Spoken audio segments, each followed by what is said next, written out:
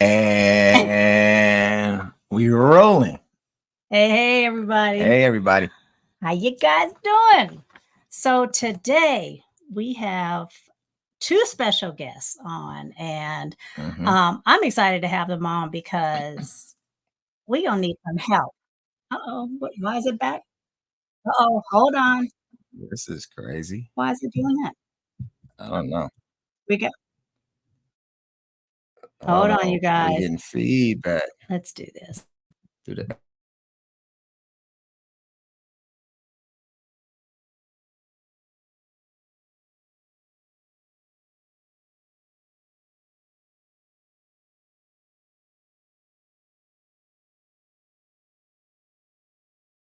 Guys, there's an echo feature. Where was that at? Okay, let's see, because Herman has his on mute now. Maybe that's it. Okay.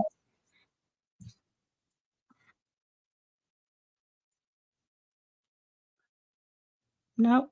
Hold on, you guys. We're trying to figure out why we're having feedback on our end.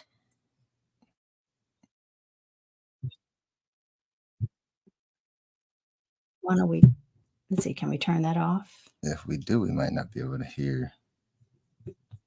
Can you hear us, Herman? Herman can hear us. Hold on, let me bring Herman on. Hey, Herman, we're having feedback. You're on mute.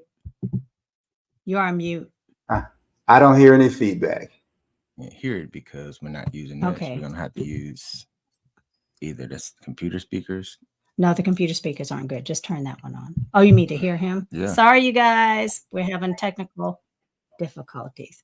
Hey, Dee. Hey, Dee. Hello. Hopefully you all can hear me okay. Oh, I can't hear you. I can hear you. Okay. Okay, now I can hear you. Hi, Dee. I don't know why we're getting feedback and everything. That was weird. Let's see. Are we okay now? I think so, yeah. Okay. Say something again, Herman. Herman, say Can something. you hear me? Yep. D. Great. Okay, cool. I don't know why we were getting feedback, but anyway, I guess that's how it happens. That's what happens when you go live. You just got to roll with it. You got to roll with it. Got to roll with it. So we're going to quickly introduce ourselves. And then we already got Dee and Herman on. And I can't wait to get started with this conversation. So welcome to Love Park Connection, where we talk about the pains and pleasures of life, love, and relationships. My name is Angela Parker. And I'm Pierre Parker. We are a husband and wife marriage and relationship coaching duo. We have been married for 28 years, together for over 30 years. And it's our goal to help Black couples communicate more, love more, and build healthy long-term relationships and marriages. Also, just one more thing. If you guys have found any value in our content, please help us out by subscribing, like our content. This helps us build our community. And then we help others by, coming on here, talking about what we love most. And then, just helping Black couples, because when you have strong couples, strong families, you have strong communities. So please remember to subscribe and like our content. So we already got Dee and Herman on. And today, this topic will kind of hit home for me, especially because this is about traveling. It's about traveling solo, and also about being married and doing this solo. At some point, 2025 is my goal date that I will be going to, Portugal, and Pierre will be staying behind for a little while temporarily, but we've never done this. This is going to be all new territory for us. Even traveling, we travel together. It's rare that we travel solo. There's been some trips that I have taken without him, but for the most part, when we do our traveling, we travel together. So I wanted to pick the brains of two folks that seem to have, at least when I watch their content, they're in different spaces, and I just wanted to pick their brain and see how they survive without their spouse, because they've been married almost as long as we have. So I wanted to get some information from them, and I'm sure Pierre has some questions too. Educate me. Educate me. So it's new for us. I mean, and I think, first, we just had to decide that it was okay. Yeah. Yeah. So Yeah. And Yeah. how long have you? want to start? And how long have you guys been doing this? Well, how long have they been How married? how long have you been married first? We've been married this September for 25 years. We've been together, as you said, over 30 years. Okay. Okay. Yeah. Yeah. We're starting small. D is currently doing a house sit. And we've been doing that since, was it last summer, D? Yeah. What I want to say is there's travel for work, which I've done our entire marriage. I mean, I was gone for weeks at a time, because I was supporting projects across the country, or attending conferences. And so we've had that as a part of our everyday living, because that's what you take on. It was usually for a shorter period of time. I don't think Herman and I was gone for more than a week. Correct. Most of those trips, even with having kids, taking them with me because I was a nursing mom. But it's different when you're choosing to travel for leisure as solo. And so that's what I feel like isn't talked about is I'm happily married and I'm solo traveling.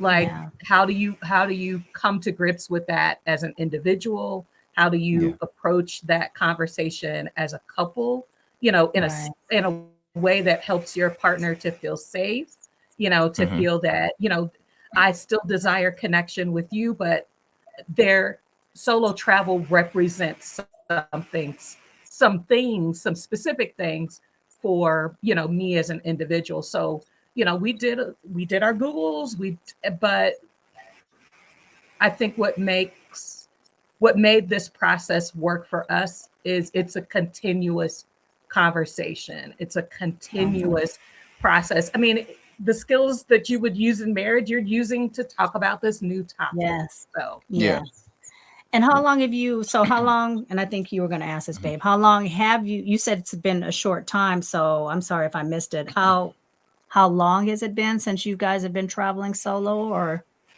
outside of work? I'm sorry. Right. So I've chose to do house sitting as my way of doing traveling solo, and I've been doing that for about a year. Oh, okay. Yeah. Oh, okay. Did you have a question, baby? Yeah. And you have do you guys have young kids or are your kids older or? Our children are adults. Okay. Yeah, so that has opened up another avenue of freedom. I didn't say that out loud. You heard me. Hey, I feel you. We empty nesters too. Yes. Yeah, we've got a college student, but he's pretty independent, and his older siblings are living independent as well. Yeah. That's pretty much the same as us. Now, when I watched some of your YouTube videos, now, do you guys plan to move? Because I see it's HandDeeAbroad. Do you guys plan to move out of the country, out of the United States? Yes, we do. The context of our channel is when we were looking, we saw a lot of people who had already moved, and our content is about our whole journey into the move. So we're still in some of the building phase, we're still in the planning phase. Our hope is our deadline is next year. Thank you. I'm sorry, you saw me sit there, right? She said yes. And the reason I said hope, and we're putting everything together, but our deadline is next year, and we're narrowing down the place. So our channel shows our whole journey, looking through places, searching through places, our conversations, dealing with the various aspects of trying to deal with that as a Black couple, because we see a lot of non-Black couples making the transition. Yes. We see a lot of single people making transition, But when we Right. were starting, we couldn't find Black couples making the transition. In the interim of that time, there have been several groups of us that we've interviewed and we've been friends with that are now making the move or have made the moves in that time frame, and we've built a community around that. But yeah, that was a missing conversation. So we were like, let's have this conversation while we're doing it. It's a great conversation because that's one of the things that I found that I couldn't find on YouTube. You know, I listen to Halisi and Rick all the time, so that they have given me another insight. But they've already made the move, and they're making the move together, and I'm sure you guys will be making the move together. So that's an area where, you know, for me, even though you guys are traveling separately, that's a move. That's an area for me where I would love to hear, you know, more Black couples talking about having to do it separately, making that move abroad separately. But, you know, this topic too also helps me kind of, like I said, get a better understanding of how to do it, how to survive without him, because we've been living together more than we haven't. So, I mean, you know, you think 30 plus years, you know, so yeah, we've been living together longer than we haven't. So that's going to be a real adjustment. Yeah. So Herman, I was going to ask, or Dee, either one of you can answer this. How do you feel about leaving your children behind? Because that's a struggle for him, even though they're adult children and we have grandbabies. That's a struggle for him, that I'm trying to get him to realize, you know, our grandbabies live in, I don't know if you're familiar with California, but they live in Sacramento. So they're 2 hours away. Our other two children are close by, but yeah, we talk to them quite often, but we don't see them all the time. So that's an adjustment for him. For me, I'm like, hey, they can always come visit. I'll go first on this one, Dee, if you don't mind. I'll do man voice.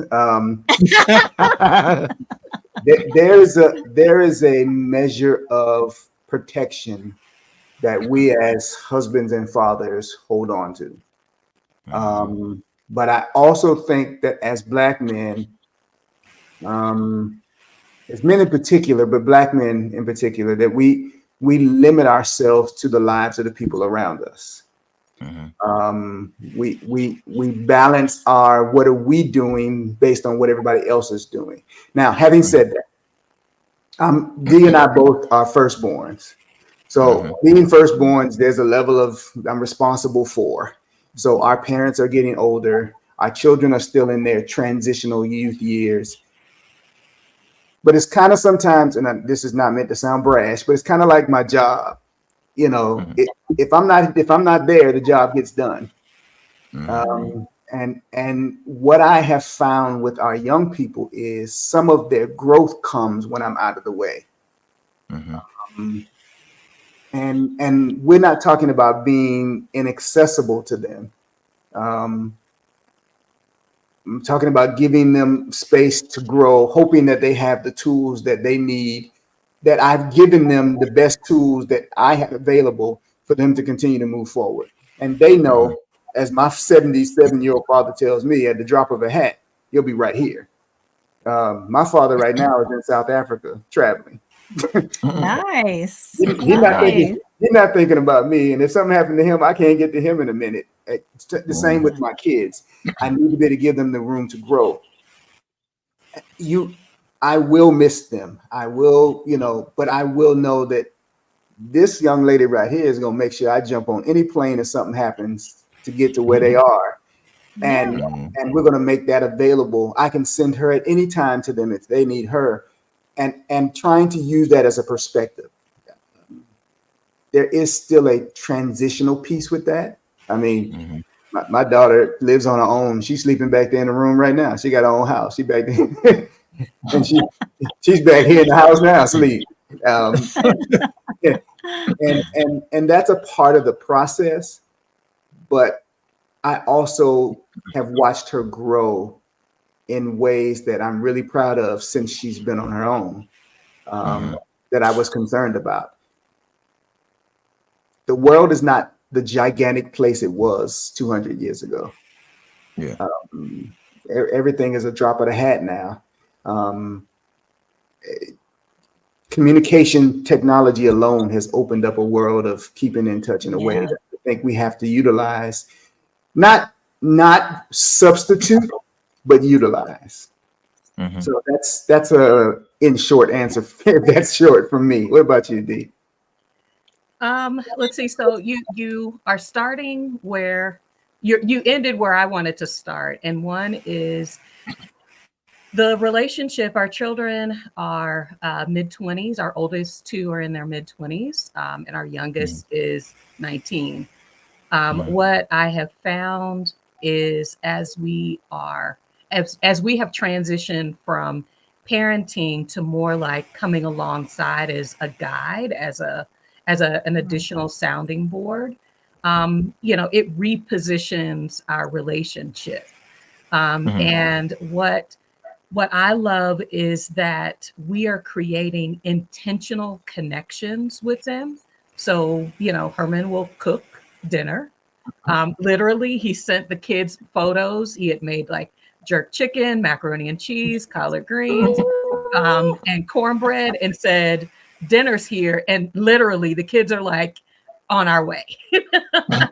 I would too for that kind of meal. Yes. having whereas when they were younger, we could brush up against them as we were taking them to school or sports practice or music practice, and it was so that level of intention and technology also gives us that. I mean, we leverage that a lot, which I am so grateful for.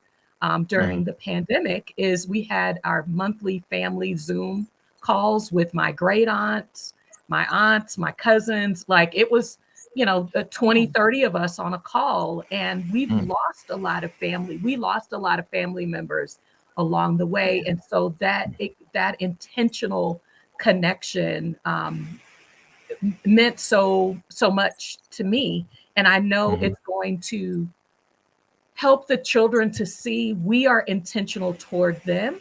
We're wanting to keep up with them. But the second thing that's giving me peace as a mother is our community. So we're not in the hometown where my mother and my sister and brother-in-law and their cousins are. But we have a solid community where we are. My husband's aunt is there. He has several adult cousins that are close to our kids. We have we're back in the city where we went to college, and so a lot of our college friends are either still there or have moved back and are a part of our community. And you all have heard us talk on our channel about how pivotal community is. So, we take trips. We have a tight list of folk. Hey, we're going to be out. Keep an eye out, and the kids know if I have an emergency, which has happened. Our son had a car accident. He wasn't supposed to go out driving. We've had that happen too. Not a car accident, but but there were people that he knew he could call that were available at a moment's notice, and that gave my heart. That continues to give my heart peace. As a parent, is where I cannot physically be promptly available. We are leaning into, and from a reciprocal, because I feel like we've been there, for them. We've helped folk move. We've helped, when they're sick, we've brought food, we've had joyous celebrations. They've been with us through sorrow. This is just an expansion of that trust in our community. So. Okay. Okay. Any follow-up? That was good. Thank you, Herman. That was a whole lot. Thank you, Herman. Because I know it's hard for him, and because he does feel that, well, I've got to be there for the kids. What if something happens to the kids? I'm like, well, I understand the concern, but we can't. And I know a lot of mothers are like, oh, how could you say that? We can't always be there to save them. We want to try to be there, but we also have to live our own lives because we've raised them to the best of our ability to be independent individuals. And we've got to, to me, the United States is no longer conducive to as far as I'm concerned, conducive to the way I want to live my life in my second half of my years. So it's important, that we get out and be able to enjoy, but I don't want him to be so concerned about the kids where he can't enjoy, just living somewhere else, and I understand his father, and that's one of the reasons why he'll stay back, because his father is still, My alive. father is 77 years old, but he's not traveling. Matter of fact, we just lost my mom like 2 months ago. Yeah. So my dad is still in that. And he's an only child. Yeah, and I'm the only child. Yeah. So no, I get it. It's like my dad just has me. I don't have any other siblings that can actually kind of like, I can be like, hey, why don't you call, such and such to come over and watch or whatever, do whatever. But one thing that not just I have said, but other folks have said is have the grandchildren step up. There's 2 of them that are close by. Even the one in Sacramento, she drives down. She's been down here back and forth a lot to help, his dad out. And so, that's another option, have the grandchildren step up. But again, I get it. That's his father. His mother's no longer alive. So I get it. I do understand that. But as for the kids, I'm like, deuces. They can come visit. Look, if my dad, I love you. Look, if my dad was traveling and all that, then I'd feel a little bit better. But he ain't to that point yet. He's not. And I understand that. My mother passed last year, and my parents were married for over 50 years. Same with my dad, my mom. So I understand that he's going through the time of absence. I think having, as Angela said, having other family begin to further engage in. My grandmother is 95. Oh wow! And my father calls us regularly and says, "Call your grandmother. Call your grandmother. Call your grandmother." She was a get out, do, move kind of person. She's been in a senior facility for the last several years. I think that's wearing on her because the move about person still exists in that body. And one of the things that I think really invigorates her is, "Hey, Granny." Yeah. "Hey, Granny." Yeah. Most of us don't get the chance to stop by as much as we'd like. We just went to see her, a couple of months ago. April. And we got the kids to all come home. We hopped in the car. We drove up to see her. And it's the first time we've seen her since before COVID in person. Wow. Oh. And that's a big deal because when I was a kid, my grandmother would show up at our door wherever we were. We moved a lot. My grandmother would show up at our door out of nowhere. All of us. So not being in her presence, so I understand that. And I think it's important to really incorporate more family, because the more you take that on as a responsibility, that's a big deal. Yeah. And encouraging, as I've seen with other seniors, encouraging some engagements outside the house too. I think that's also a part of the healing process. It doesn't necessarily be traveling, just things that help you step outside the space.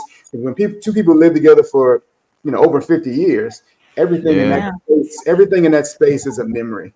And I think my father, because he chose to be a traveler early in my life, he and my mom traveled a lot. That this is his way of commemorating her. This is his way of healing. This is his way of, he was a poor boy from Georgia, and he's been to every continent except Antarctica. Wow. He's getting around. And so I would, as a son, encourage that engagement. And because again, you still have to move forward too. But in a time that's appropriate for you and your father. Right. Yeah, that's what I'm in that position right now, trying to get him to do things. He used to go golfing and do all of this stuff, but when he would travel, him and my mom traveled together. Right. They did everything, so it's like now with him, he's like, in his mind, traveling, he's like, that's because he's like, that's what I did with her. And then as far as like you said about the space, the house where he's at, it's like everything around him is my mom. She put the house together, she did this. Yeah, he helped out, but as far as the decorating the house, and then there's pictures and stuff all over the place. So you know, he's still in seeing and dealing with all of this stuff. So it's new. I mean, it's only been a couple of months, so I get it. I get it. So. Absolutely. But we're working. I told him, I said, why don't you just move with us to Portugal? I said, you'd love it because you don't have to pay, what is it? You don't have to pay a bunch of tips. My dad's cheap. He's cheap on the tips. So we go out to dinner. The bill come up to like $100. He give maybe a $10 tip, if that. I don't know. We carry cash. We carry cash because we wait for him to leave, and then we put a little bit extra down there on the table. So another question. Go ahead, Dee. I'm sorry. No, what I love that we're touching on is the things. Do the things that bring you peace because they release you to be able to do things. So, you know, my sister and I are looking at. You know, my sister has young kids, even though she and I are reasonably close in age. But I was like, what will bring me peace is I've already vetted services that will help my mom. So if I can't physically be there, someone will, you know, building into the budget, coming back regularly so that I can check in with her, that I have, you know, those ways of connection, even with the children.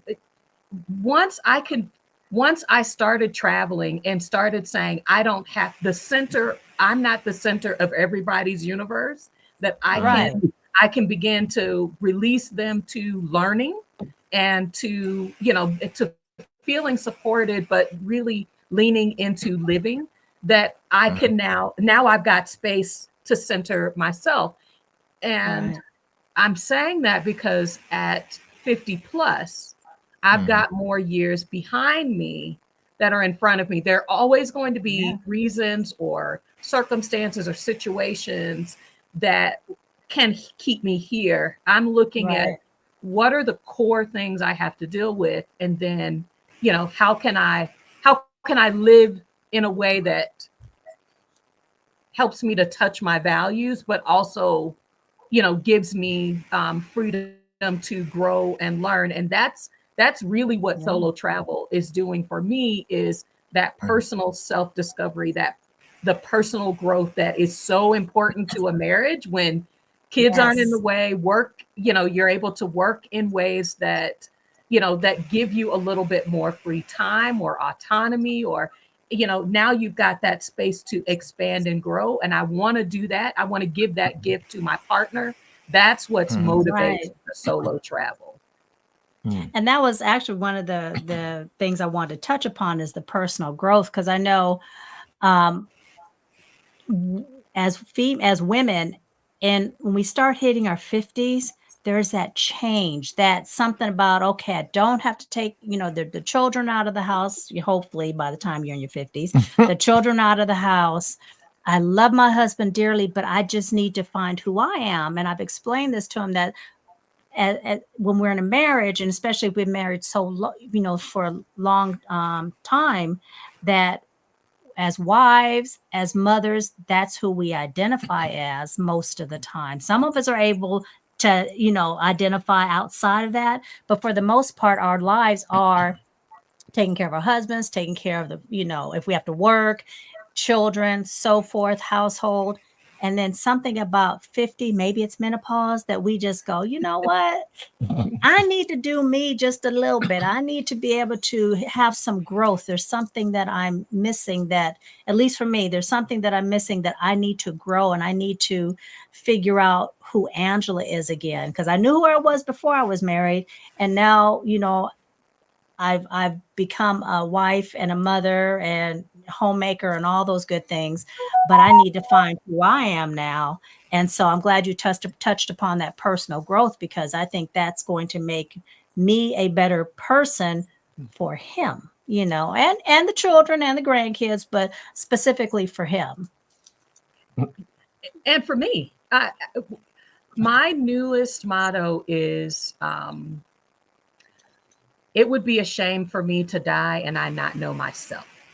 I like that. And so as much as I see it complementary to my marriage, that I can be an example to my children, to, you know, younger people that are coming up saying, okay, if she can do that, maybe I can do that, and maybe do it a little bit earlier.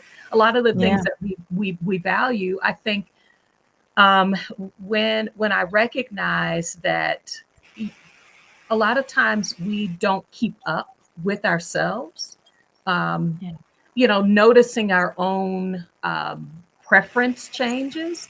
I remember the first time this was probably right after baby number 3. And so I was 32, 33 when I had our last child. And I remember turning to my husband and saying, I'm not the 25-year-old that you married. When I first recognized, I was like, you know what, the things and I said, it's my job to be aware of those things, have time to be aware of those things, not let that friction build up and it explodes. But then making sure that as I am discovering myself, that I am intentional with my partner and sharing, I noticed this about myself, or one of the first things is I really miss silence. I miss quiet. And I didn't realize that, because when you have a house with 2 boys, 3 children, everybody's schedule is everywhere. You don't really have it. But I knew that was something I really enjoyed when I wasn't married. Those Sunday mornings where you could sleep in till 12, 1 o'clock. Yes. Or just like on this house sit, I am able to do hikes and just spend time in like where I can't see another person. It is total quiet. It's me, the wind, and the sun, and mountains, and a stream. Those are the things that are healing to my soul, to my brain. As we're at this time and stage, and I'm thankful that Herman could not just hear the words. I want to do this by myself, but also took time to hear my heart. I like that. That's beautiful. Yes. As men, we experience life different. Even as we mature, we still see ourselves as that 8-year-old boy skipping some stones on the rocks, on the water. Yeah.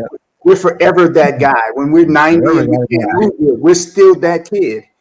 And you can't tell us otherwise. We have a lot of, if we are not engaged in regular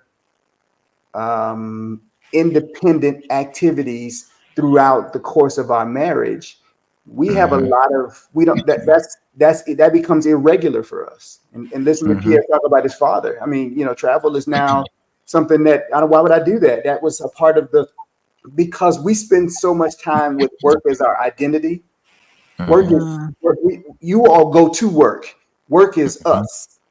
We identify as a mechanic. We identify as an engineer. We identify as a chef. That's who we are. Right. When you insult that business, you insult us personally. And when we spend the majority of our day away from our spouses in a space surrounded by people touching us, bumping us, when we're away from that, our desire is to be with the person, if we're in a good relationship, who makes us feel safe. Yeah. And the idea of going away from that person doesn't compute. Why would I do that? I'm away from you all the time. Why do I need to go take a vacation? I'm at work all day. My vacation is away from the kids when I go to work. Exactly. But there's also the fight of, and we talk about this a lot on our channel. I've had several conversations with men. There's the fear of the stereotype of, I got this on my hand and I'm out here by myself. What are you up to? And women aren't questioned about their ring on their finger and they're by themselves. What's questioned for women is, are you safe? Are you safe by yourself? For us is, what are you up to? And so for us, a lot of times, I'm not traveling alone because you're not going to accuse me of anything. And so we again, we separate ourselves from opportunity in life because the fear of backlash. Oh, I saw your husband talking to a woman down the street. I saw your husband at the whatever. And taking pictures. They following you all over town. You know, and most people are not. They could care less what you're doing. But it only has to happen once. Yep. It only has to happen once to somebody you know. And it becomes a reality for you. And so my father made trips available for my mother regularly.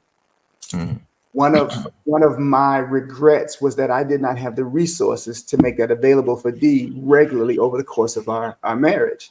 So as she's moving into this space of growth and change, and you all have said it clearly, at 50, we're who we are. At 50, you all become somebody else. And so you asking for stuff you ain't asked for before. You trying to do stuff we didn't do before. You come up with ideas. Want me to make it happen today. Wait a minute now. Hold on. I built this house for us to live in. Where you going? And there's a lot of that challenge. And I think there has to be a little bit of empathy towards what you prepared us for and what we were not prepared for. And because the expectations don't change in incremental, that's not true. The changes happen so incrementally that we don't recognize them. And then they go from incremental changes to gigantic changes. Massive changes. and our computation system, we're still on, y'all working on laptops, we still on calculators. And our calculators don't add but to so many zeros. And making that work sometimes is difficult. And Dee said something earlier that I think is very important, that we always try to bring it back to. Constant communication is important. I'm recognizing some changes in myself I need. I'm recognizing some changes in myself I need. And I think that a good partner is listening for that. And a good partner also begins to recognize, okay, maybe I need to also share. Because when one person is I need, the other person is going to feel left behind. And often, believe it or not, I think that's a husband. I say all the time, I think there's a lot of husbands show up at the divorce court going, what was wrong? What happened? What happened? And she's going, we didn't, we used to, we could have, I wanted to. And he was just like, but I did this and I did that and I did this. And the communication of the change has to be vocal and honest and open and consistent and frequent. Yep. And it's funny that you say how they say I wanted this and I wanted that and wanted this. What they do, and they put that in a box and they put it on a shelf and then they keep adding it to the shelf. But we don't never know about that box until it's too late. Then they come up and go, here, this is what I want to do and what's been going on with me.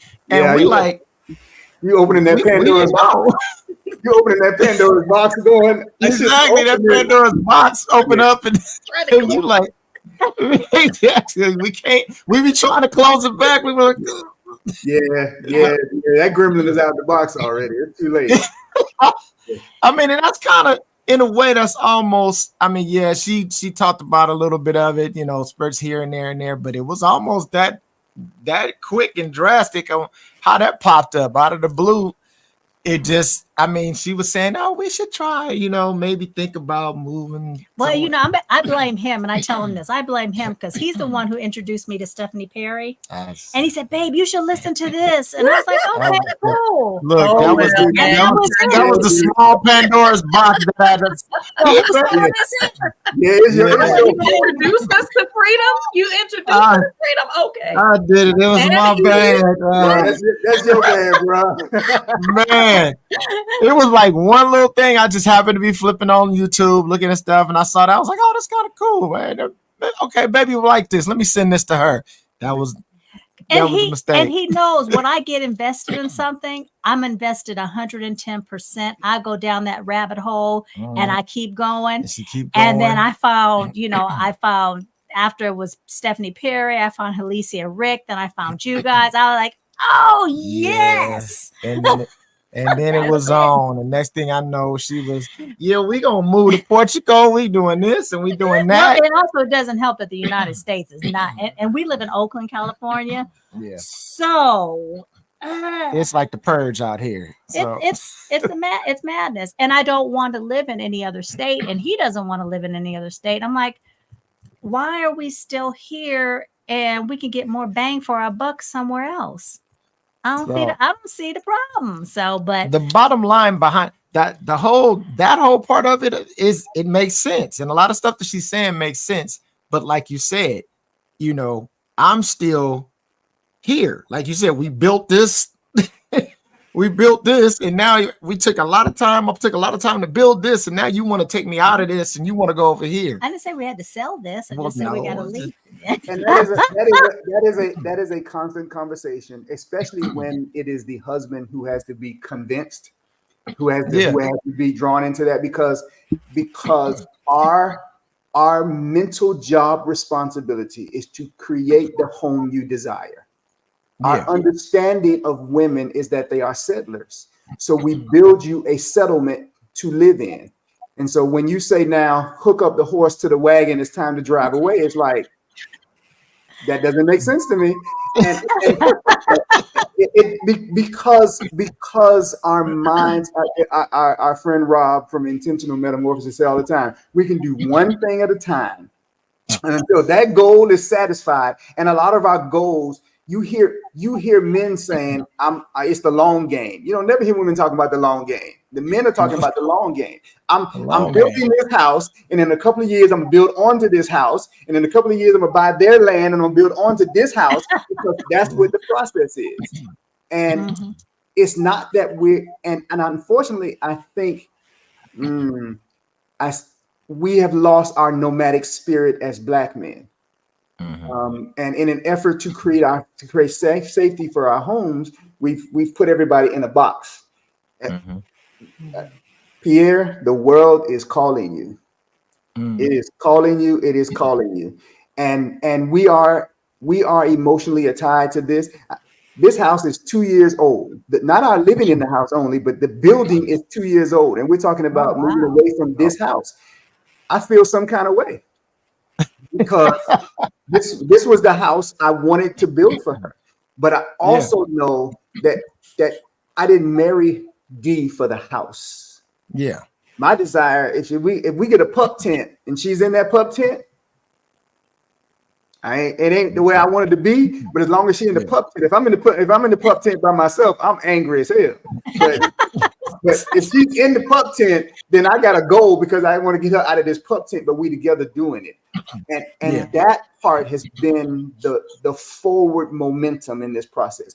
What a pastor friend of ours said, he got into an argument with his wife, and she said, "I'm leaving you." And he said, "Okay, where we going?" I like that. That's it. So she said, "I want to go. Where we going?" Because I can decide when we get there, I don't like this space. I can open that conversation up. But if we going, we going. Yeah. I want to frame this even more, because I feel like people are looking at either travel or move abroad, or it's like it's a go, no go, and in many respects it is. But I think just to share some of the filters that our process has had to go through. So I talked about, work travel. I was probably gone for no more than a week, but I was doing that. There were times when I was gone every week or every other week. At times when our daughter was in preschool, she said, "My mommy lives in an airplane." And that's when I knew I had to pivot. I mean, it was great. It was fun. It was, when you're focused on, networking and career, building your career, those are the kinds of opportunities that serve you into the future, which was great. But I realized I'm needed at home, visibly and physically. So making that transition, we decided I decided I wanted to be home with our kids, especially as one turned to 2, then 3. I wanted to be the mom that I worked remote. I took contract work, but my primary was to be at home. And the agreement was that I would be at home until the kids went to school. So that meant 10 years of contract work and then making the transition. Well, I thought I was just going to just step into a local role. I got an opportunity to work for the government, which meant leaving our home. And this was supposed to be 6 months. I'm sorry, it was supposed to be 3 months. Then it turned to 6 months. And then they started the hire process, which meant then we were looking at, could we live apart for almost a year? So we looked at, should our oldest come with me because she was wanting to transition schools? There was a lot that happened. We wound up living apart for a year. This was about 12 years into our marriage. 10. Yeah, about 10, like 10, 11 years into our marriage. And so we didn't, it was not our plan to live apart for a year. And we saw the opportunity and wanted to continue to engage the opportunity. What we realized is that's a no. That's a clear, I don't want our relationship. There was a lot of intention about staying connected, but what we had to do when we came back together, I was like, I'm glad we made it through that. I'm glad we were in what I would consider to be a healthy marriage where we could navigate those reconnections that have to happen when you have lived apart and are now reuniting to live together in the same house. So we said no to doing a year apart again. We had the opportunity this year. We had the opportunity this year for Herman, so we said yes last year to me doing solo travel. I'm doing solo travel for a month. Oh, okay. Okay. I'm gone a month. And so we're trying to navigate, okay, does this work for our relationship? We had the opportunity this year for both of us to move to Spain. Because of how I have tiered my leaving my full-time employment, I wasn't ready to go, but Herman is in a position to be able to pick his things up and move. And so I said, okay, you have the opportunity. You've got this visa, this long-term visa option for Spain. Why don't you take it? I was like, it's my happy place. I mean, it'll give me a chance to come 2, 3, 4 times. To visit. And navigating that wasn't just between us. We also have a beautiful expat community of husbands that have surrounded my husband and wives that have surrounded me, that I confided in our tight-knit group. And we said ultimately that was not the opportunity for us because of where we wanted to go and what we stood on after that last 1 year experience that I appreciate. Marriage is a legal institution. Marriage is also mental, emotional, financial, social. There is a physiological connection, like hormonal connection that I have to my spouse. Am I willing to disconnect from that hormonal well-being support? Those are things that, especially with couples that have been married as we have for a long period of time. You're making, there's what you write down, there's the logical, and then there is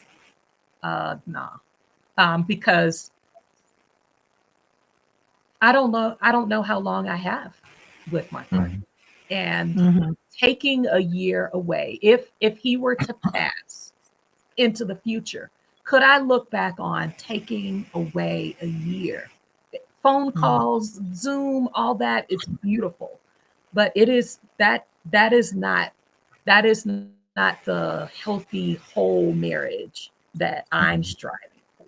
And so that helps us to navigate these opportunities together to see, does this fit for our marriage?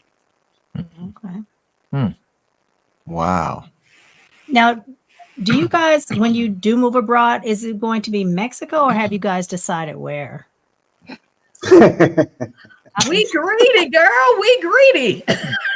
They're gonna do all of them. Look. Yeah, because what I think that we have decided is that we aren't going to move somewhere. We might have a, what is it called, a landing place, A home base. Uh-huh. home base, but we're planning to try to experience several countries around the world for extended periods of time. And so, you know, our home base might be Mexico. Our home base might be, there's a few other South American places that we're exploring right now to get additional visas. We're trying to get visas as many places as possible. Residency. Yeah. I mean, residencies. Yeah. Residency, yeah. But we're wanting to keep moving. At this stage in our life, we're young enough. I don't want to be still anymore. You know, we've been. It's a chance. So you want to be nomads, basically. We want to be nomads. Well, not look. Not into. I mean, loosely. I'm a plant person. I can't take my plants with me, so I've got to have a home base.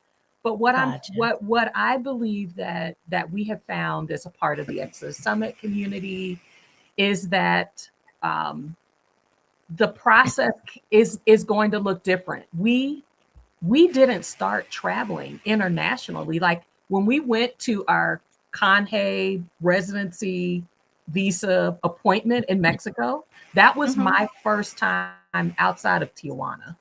That was my first international trip 2 years ago.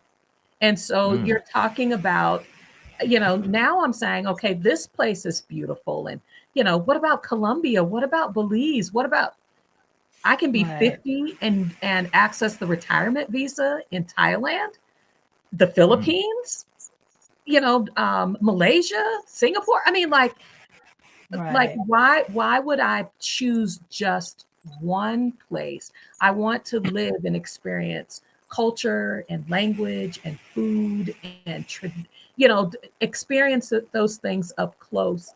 And so he's saying nomad. I can do that a little bit, but I can't live out of a suitcase. And when I say nomad, I don't when I say nomad, I don't necessarily mean bopping around. There's got to be some breathing time. So I mean, And I'm not trying to live in the whole world.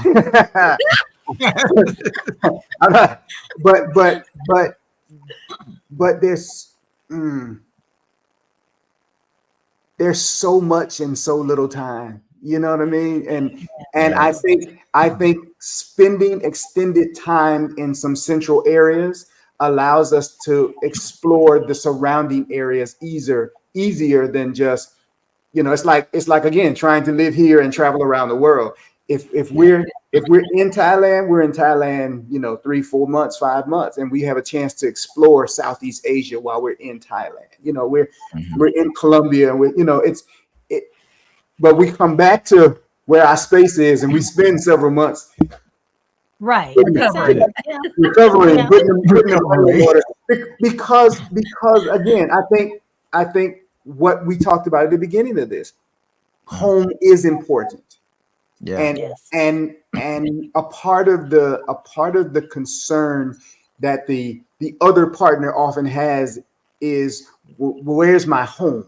Will this be home? Will it feel like home? You know, we talked to Angela and Lamar and Angela last week, and they took some home things with them to their new home, so that home would feel like home faster. What makes a space feel like home to you?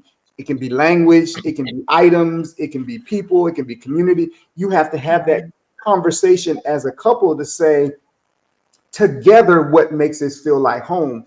And it's more than just you and me, because eventually one of us is going to get tired of the other one of us if it's only just you and me. What, you know, and often it's the she getting tired with the he. You know, so you gotta make sure that when you're making this, that this is a joint conversation about what makes this home for us. What are we doing in the process? And I want Dee to be able to have it all, to see it all, to do it all. And I think it's important that she have aspects of that she does without me, because there's a level of exploration that is important to her growth. And I wouldn't dare stunt more Dee. If there's more to her to have, hey, I'm greedy like that. Get it in, pour it on. Because I think it's important. But I also know that, speaking for me, I need my extension back in my space. My energy is partly incomplete in her absence, especially in extended absence. And I need my energy to be safe. I need my energy to be safe between us, and I need my energy to be safe in regards to my contact with other people. There are people who have that protected energy and they can be away from each other for years at a time. God bless them. Do you? Right. Yeah. For Dee and I had to say to her, I got a time limit. I'm at my thin space, and no one is allowed to fill that hole but her. Yeah. And no thing, no, you know, and that's a conversation that you have to have. And I think that's a tough conversation, because I think people don't always know to have that conversation. That it's more than just I'm there and you're here, I'm doing this and you're doing that. Right. We have bound together at a atomic level. And what is protected in that space and what is vulnerable in that space, if that makes sense. No, that makes sense. And that's kind of another question I wanted to ask, but you guys really touched upon it. It's the you know, the loneliness and the isolation. And Herman, you gave a very good answer to that without me even asking, and having that discussion of what your time limit, quote unquote, is, with Dee being gone, and you know, how much time can you be away from her? And that's a conversation we've never had, you know. So thank you for that, because that makes a lot of sense, because there might be a time limit that, you know, Pierre's like, okay, I'll give you a month, but that's, you know, after that, either I'm coming there, you're coming, you know, home, something like that. But that makes a lot of sense, because I know for me, when I went to visit Portugal, it was 10 days and I missed him something fierce. And I went with two other ladies, one with my sister and a friend of ours, and I missed him, but in my head, and that was the first time, because I've been to London without him. I went to Cuba without him, but that was the first time, because I think it was a different sense that this is where I might be living without him. So that hit hit a little different. And I keep, you know, and I tell him, like I've told a couple other folks, I try to look at it as a short-term pain for the long-term gain of getting residency, you know, somewhere else, whether it's Portugal or whatever. But that makes a lot of sense, Herman, to have that conversation about what is your limit on how long, you know, you two can be apart, or you and your partner can be apart. So thank you for that. That was very insightful. So yeah. It takes an inner knowing, honesty, being honest with yourself, about how you feel. I mean, do you know? Are you able to touch those feeling points and then be able to have the vocabulary to articulate it so that you understand it? And then the safety in a marriage, the trust that my partner isn't just hearing my words, that they're paying attention to my heart, even if it's, like using the talking stick where I say something and you not regurgitate my words back, but repeat back to me what you heard. That level of intention, a lot of us don't have that skill. I mean, my husband and I, we met as psychology majors. We have a breadth and depth of mental health knowledge, but we used a counselor to mediate those conversations. And we recognize that those things can change over time. New experiences inform that, being able to reflect back, how did I feel about that? And to be honest about the longing. From a mental health perspective, death of a spouse is one of the most mentally traumatic experiences for a person, especially the longer and more close-knit they've allowed their lives to intertwine. And so to be honest in that space and say, I have a need for you. I have a need to cling to myself. When I don't know if you remember this as a mom, being touched out. being touched out means that I've had a demand on my physical space that, I can't distinguish the taking and, the touch that wants to, that has a need. I was nursing and had a little one on my lap, and another one that was, I'm trying to get her ready for kindergarten, and it's just, it was a lot. And so, what I have had to rely on in our marriage is a foundation of friendship. Like there are times when I have to say, I'm coming to you like a friend, like you my ace. But let me tell you about this. Sometimes I have to say, as your wife. Sometimes I have to say, as Danica, the individual that I'm trying to carve out for my own sanity's sake. I have to know who she is, because if I'm ever without her, I don't know me. And so I have to begin to shore up those walls that I think I took for granted when I was, 19 and we met, and I was, I had my own thing going. Right. You are blossoming. And I think it's easy, I feel like it's really easy for women to kind of see that. I am encouraging Herman on his journey. What I'm having to take back is saying, solo travel is doing it for me. I keep trying to push him for solo travel for him, but that may not be his thing. It may need to be something else, but making sure that each of you are taking that time, taking that space, and then checking back in. I'm so grateful to grow with him. It's not just the years that are ticking by. It represents the evolution of me as a person. It represents something that I'm legacy that we are leaving to our children. Our son, Our son is dating. And so I said to his girlfriend, as much time as you spend with him, you need to be spending some time to keep that habit, because if you don't, you fall out of it.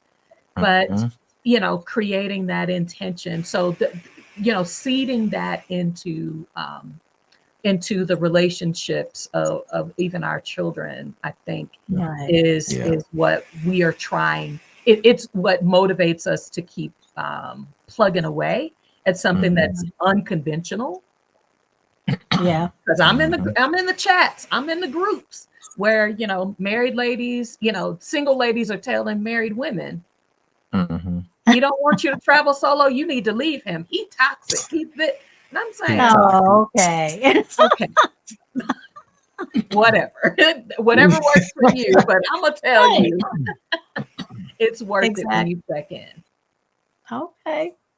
Anything you wanted to ask Herman? I mean, because this is also for you. I brought them on because I know it's also for you too. Because it's going to be an adjustment. I know it's a lot of stuff, but I mean, I could sit and we didn't already win an hour, and this is great conversation. Now, if I get into actual real questions and real talking about stuff, we might be here another 3 hours. Yeah, I will talk. He will. I will talk. I'm just really listening to a lot of what you're saying, which is great. It is. It really is. Herman had him on. Yeah, and I'm going to also give you my contact information when we're done today. Yeah, you can reach out to me anytime. That'd be great. Because I'm in the learning part of this process. I mean, this is easy, not easy. There's stuff that this is obvious. It's going to be this way and it's going to be that way, and then there's stuff that you go, I have no idea. And there are so many things that in the last 16, 18 months that we've been content creators that we have completely rethought in this process. And a lot of it is on the personal level and not the travel level, because it really, you really have to take a reevaluation of where you are in your relationship, what it is you're trying to accomplish, what it means for the future of your relationship. It's more than just simply we're doing this because that is happening. I mean, let's be honest. Things are precarious here, and it's easy to use that as a motivator to simply say, I'm no longer going to be here. I'm going to go there. I'm a Black man wherever I go. Yeah. Wherever I go, I'm a Black man. I'm a Black man where Black people live. Let's phrase that differently. I'm a Black American everywhere I go. Yeah. Right. Not all Black people see me the same as they see other Black people. Yeah. That not all Black people see themselves as Black people. And if I'm not prepared for what that means when I go abroad, then I'm going to be equally as frustrated there as I am here. Exactly. If I believe I'm simply picking up and I'm going to be an American from afar, then I'm going to be very disappointed, because there are things you have to deal with that. And there are challenges and cultures and languages and the conversation that is behind that as a couple, I think can be even more challenging than they are for single people making that decision. They simply decide for themselves. They make the decision. They have to figure out they have the funds. They figure out where they're going. They figure out their safety. You have to figure out if the other person even likes where we're trying to go. And if you get there together and then one person decides, I don't want to be here anymore, then the two of you have to decide what you're doing next, especially if one of you loves it and one of you doesn't. Right. It's a collaborative conversation that is difficult to have. Yeah. It's easy to talk about. It's not easy to talk into. Yes. You can have a whole lot of these conversations, but these conversations are difficult because you have to say, I disagree, I dislike, I don't want, I'm afraid, I desire, I need. And as a husband, the fear of being incapable of meeting the needs of your partner bring guilt, bring shame, bring embarrassment. And there are times we say yes when we should say no, even to your needs and your dreams. Not because I don't want to fulfill them, but because right now I don't have the capacity. I don't have the resources. Right now in this space, if I do that, then this is going to come apart. And I don't know how to stop this from coming apart. So we can make this work, but it might need to be in a different time frame, a different outlook, a different process. We may have to start here to get to there. You know, you may have to, Pierre, crack the box a little bit and let a little bit of the ghost out. You can't flip the whole top open. Exactly. Because you know you can keep that one claw inside the box, that claw, but you can't let the whole dragon out. And so often by the time we experience the box, the dragon is pushing its way out because we didn't know to pay attention to the nail sticking out of the hole, the claw sticking out of the hole. And so then we are overwhelmed. And it's just easier to say, I can't do that, or no, or whatever. And the result for some people has been, as Dee said, well then I'll see you when I see you. Yeah. It is a collaborative, ongoing conversation. It can bring discomfort, but when you do it as a unit in caring and love and honesty, I'm thrilled to have this experience with Dee. I'm thrilled.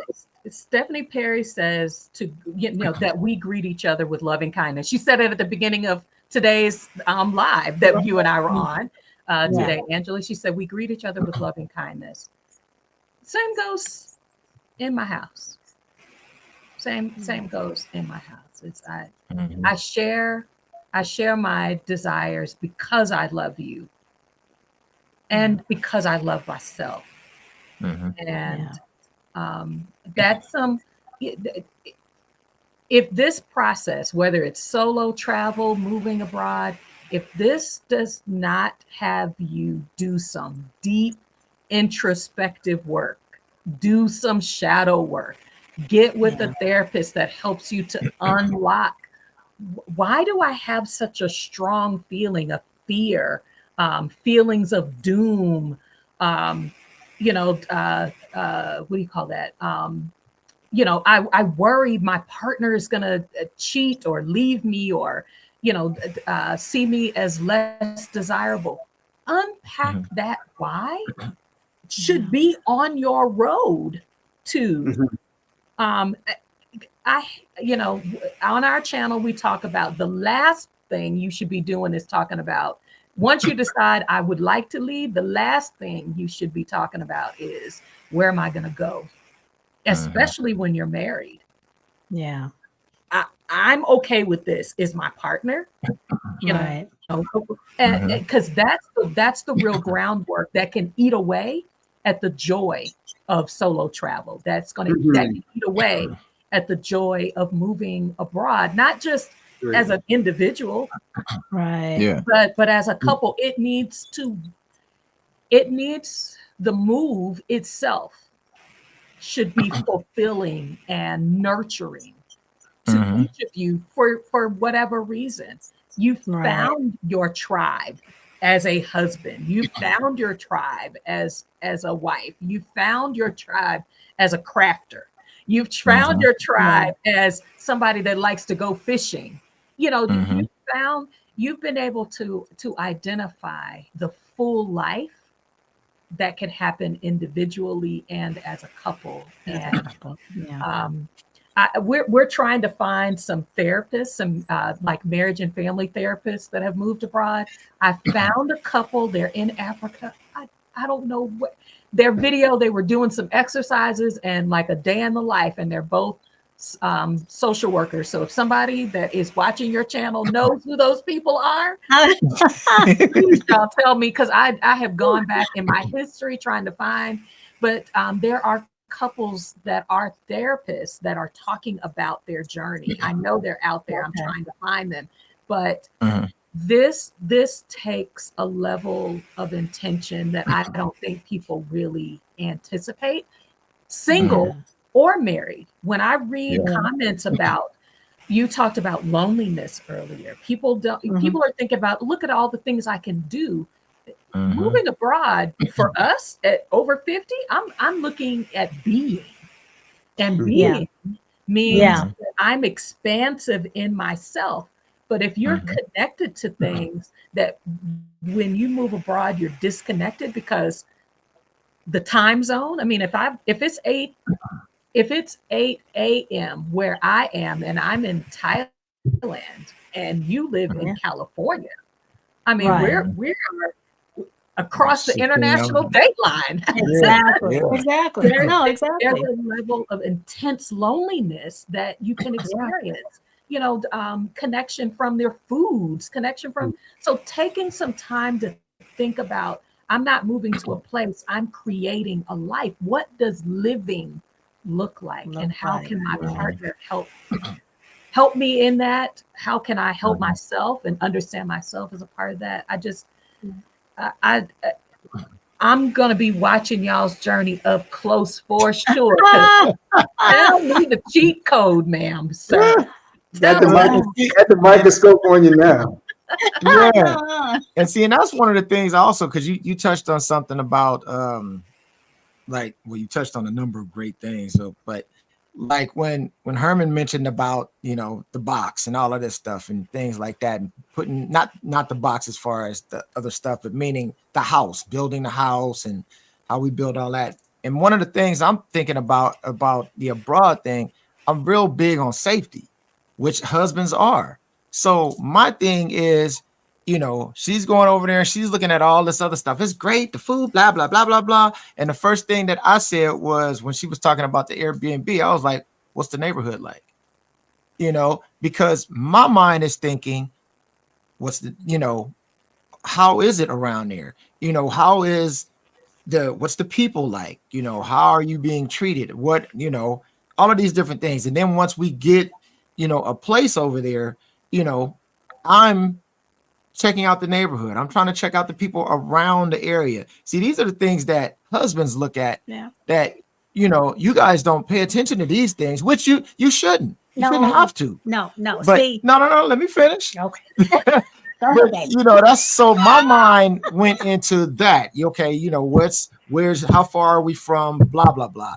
Where's the hospital? I get into things like that because when you're here and you already know the area that you're in, I know how far our hospital is from here. I know how far the gas station is or whatever, you know what I'm saying? So those are the things that I start looking at. And, No, and because I know him, I've been with him over 30 years. I already looked at all that stuff. So there's two ways, I think, to look at that. One, you got to travel. Yeah. You have feet on the ground, especially for men. Feet on the ground. I look at it myself is one thing, because then you begin to recognize, and there have been several conversations on our page and on several of the other couples pages where safety, because you are stating what all the men are saying the same. We sit with our backs to the wall in the restaurants, we can see the whole room. It's how we were, and I think it's not only male, I think it's black male. We have learned to watch our backs. But what I'm hearing from men all over the country that we talk to is safety concerns are different. They say all the time, my wife walk out the house, I don't even walk to the window to see where she's going because I know she goes. And because the setup is different, the experience is different, how the cultures, and again, that's independent to each couple of people. Exactly. Because some of our partners are wanderers. It no matter how safe the space is, they still find a place that they ain't got no business being. That's just what it is. So sometimes our fears about our partner and not where they are. Okay, but those are things that are addressed in the action, in the activity, the visiting, the seeing, the doing. And so if you have the opportunity, we landed in Mexico. You hear about all the stuff you hear about Mexico. We landed in Mexico City. Mexico City is LA. Mexico City is New York. You know what I'm saying? If you woke up and you didn't know that all these little Hispanic people were walking by you, you would swear you were at home. I mean, it's the misinformation that is passed to us about the rest of the world. You got to wash that off. You got to scrub that out. And there's no way to do that without feet on the ground. Okay. Yeah. When we stepped into Mexico, we stepped into Spain, it literally was like, oh wow, okay. And we hadn't done anything yet. I'm still at the airport. And I'm like, okay, wow, this is different. We're in Spain, traveling down through alleys, which I realize are the regular streets. I'm from Miami. You travel down the alley, you might not come back out of that alley. You know what I'm saying? That's what I'm saying. You know, our mind is the biggest challenge is disassociating your American mind. Okay, that for a lot of the other partner. You know, I'm not going to have as good as. I'm not going to make as good amount of. We're not going to be as safe. These things, you know, people tell you all the time, oh, they don't season the food. I'm a chef. And I tell you, as a chef, different seasoning is not lack of seasoning. Right. Okay. Now, if you have some things you like, carry what you like. It doesn't mean that they don't have. Okay. And those kinds of things, that information you learn when you have feet on the ground. So that's I think a way, a part of combating that. Safety will always be, that is your God-given responsibility, concern. Don't lose that. It is your job to be concerned about the safety of the woman you love the most. Yeah. But you'll learn that it's not the same. Yeah. It's not the same. Yeah. Okay. Thank you guys. So I know you guys have your own show coming up in a bit, so we don't want to hold you up any longer. But I just want to thank you because this was very eye-opening for me. Yeah. And I'm sure it's eye-opening for Pierre here. So thank you guys. Thank you. I'm going to be doing. We haven't really started. I've posted a few things when I was in Portugal, but you know, I haven't really started doing the actual video or YouTubing of the transition because I'm doing it in 2025. That's my goal, 2025 after his birthday. So June, July. So that up until then, we'll see. Look, what a birthday present, huh? No, you'll just be coming with me. You'll be packing up your dad, tell him we leaving. We out. She's like, happy birthday. Bye. That's my goal. We'll see. But thank you guys again. Tell folks how they can, you know, reach you, check your YouTube channel out. Do you want to give them all the specifics? You tell. Yeah. So, and I'll put it in the description as well.